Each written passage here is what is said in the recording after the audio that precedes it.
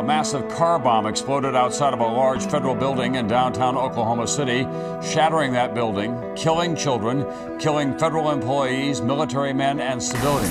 Photographer Phil Monahan and I got down to the downtown area at about 10 after. You were seeing exactly what we saw as soon as we got there. You really couldn't believe your eyes, and you especially couldn't believe that it was actually happening here in Oklahoma City.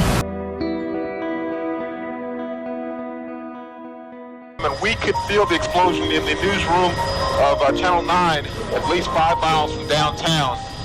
As the chopper goes around the side of the federal building, Wow. look at that shot. Holy It is cow. absolutely incredible. The side of the federal building has been blown off, Jesse. About a third of the building has been blown away. This is just devastating.